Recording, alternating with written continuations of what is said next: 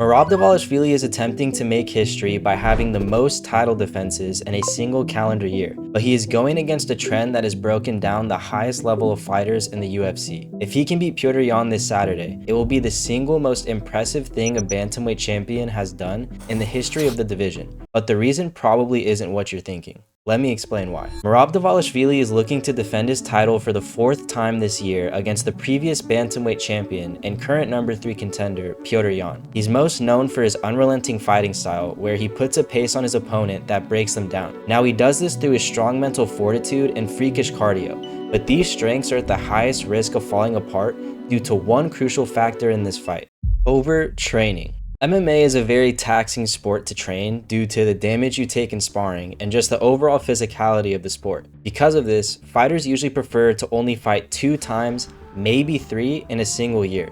But not Merab. He doesn't care about waiting around to have the best chances of winning. He just wants to fight and make history. Now, fighting more than 3 times a year isn't something new. Some fighters in the UFC have attempted this before, and not all have failed. Neil Magny fought 5 times in 2014, and he won all of them. Kevin Holland is also known for fighting often, having done 5 fights just this year. However, judging by these fighters' records, they probably aren't the best comparison for winning at the highest level of the UFC. For that, we have to look at 2 fighters at the top of their divisions right now: Alex Pereira and Reinier. Before Alex Pereira's title defense against Magomed Ankalaev in their first fight, he had fought 4 times in 14 months in an effort to stay active and help the UFC when they were in need of short-notice fighters. However, things came crashing down when Pereira lost by a unanimous decision against Ankalaev. This fight was odd as Pereira seemed to be a lot more patient than usual and didn't have the same killer instinct he had in his previous fights. However, information would later come out about this weird performance. Take a look at this interview Pereira's coach had with ESPN in the lead up to the rematch with Ankalaev. Pereira was dealing with a stress fracture in his tibia. He also got sick and was placed on antibiotics. When we were in Australia, I had told him, "Hey man, you're overtraining and your immunity is very low. You fought too many times. It was a serious lack of rest." A similar situation happened with current middleweight contender Reinier, a fighter that, before his fight with Brendan Allen, had fought 5 times in just 12 months. RDR was known for his durability and cardio going into this matchup, as he had just beat a former champion in Robert Whittaker by weathering a storm and putting on a pace that was too much for Whittaker to handle. However, come fight day, RDR ended up having one of the most embarrassing performances in his career, where he seemed to gas out just after 2 rounds and ended up stopping the fight on the stool after round 4. It was clear that he wasn't the same fighter we had seen in his previous fights, but the explanation of this poor performance soon came. Yeah, most importantly, I fucked that up. I fucked it up big time. In training camp, I was just pushing myself way too far. Well, basically the entire camp, I was feeling slow, very run down, very tired after every session and during every session. To be honest, even in the Robert camp, I wasn't even feeling like myself at the last couple of weeks. But I was very stubborn, as a Dutchman is supposed to be, and pushed myself.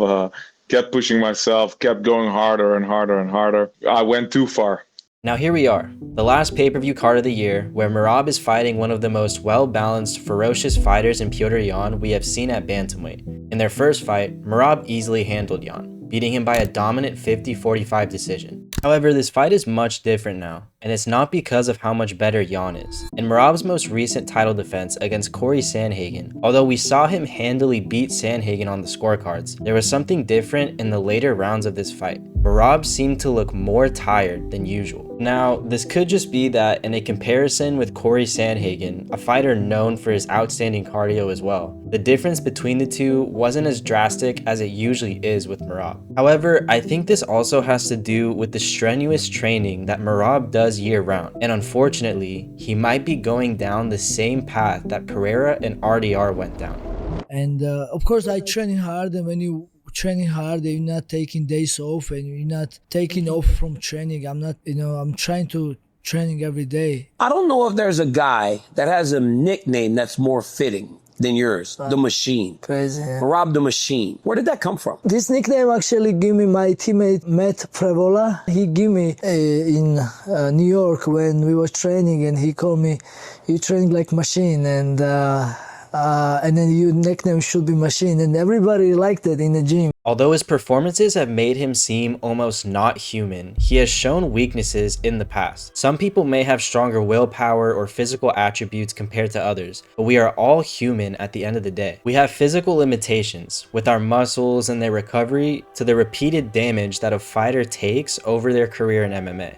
Merab Dvalishvili versus Petr Yan will prove a lot more than just a dominant fighter. It will prove that Merab is the most durable fighter we have ever seen in the sport. Because although durability can be defined by how much damage you take in the octagon through all-out wars, I think durability means something different. To be able to train every day, go into fights with the highest levels of competition, outpace each and every one of them back to back, shows a level of durability in both the body and mind that surpasses all fighters that have tried to fight so often. If Merab can pull this off, I hope that he chooses to take a slight break, as I think this could be his last good chance of not letting the amount of training catch up to him. What do you guys think? Are you confident that Merab will easily handle Petr Yan like he did in their first fight, or will he be in a battle with both Yan and his body through the amount of training and weight cutting he has undergone this year? Let me know what you think in the comments, and if you enjoyed this video, leave a like and subscribe.